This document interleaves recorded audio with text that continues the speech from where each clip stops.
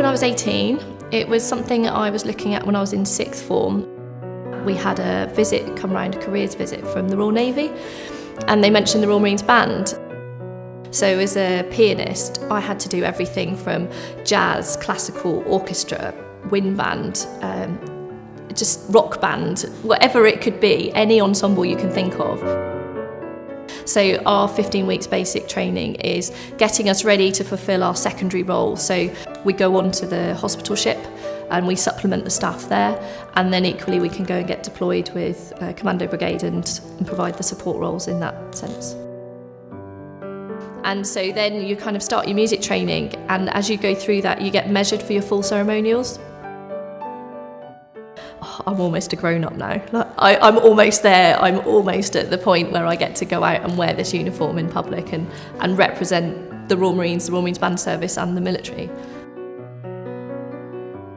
I was fortunate enough to perform at the wedding of the now Prince and Princess of Wales, and the cheers that you got just made you stand up that bit prouder, the hairs on the back of your neck went, and it's just such an incredible feeling when you're marching.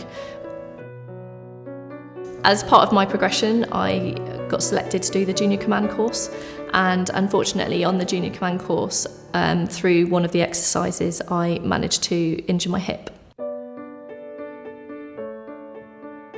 It gradually got worse and worse over time, and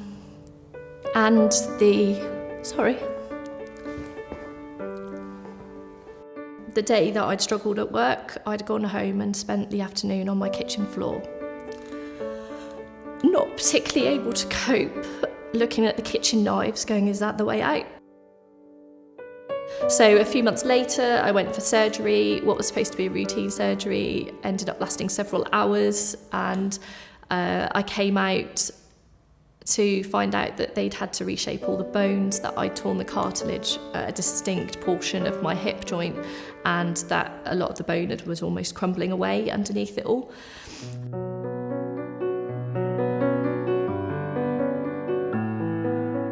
So prior to my medical board, I, through a colleague of mine, got in touch with the Royal Marines Charity, or he linked it up for me and put me in touch with an incredible lady, Catherine Callis, who unfortunately is very sadly not with us anymore. But she was absolutely instrumental in how I moved forward.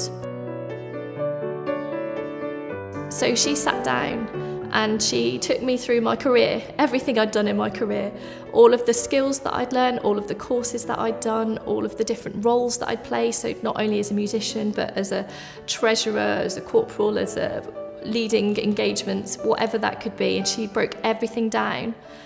And then she built it back up and built me a CV and started suggesting roles that were potentially open to me. And then off the back of that, I had a 4-month work placement with Kier Construction, with the social value manager. I felt like an alien in a strange world, that everybody was speaking a different language to what I was used to. They live different worlds. You finish work at the end of the day and everybody goes off to their own homes. There's no, shall we go to the gym? Shall we go for dinner? Shall we go out for a drink? It's you work, you leave. I learned that I can't do a job where it's the same every day. I need to have those quicker transitions between what's next. So I applied for the job I've got now at Costain as a bid manager.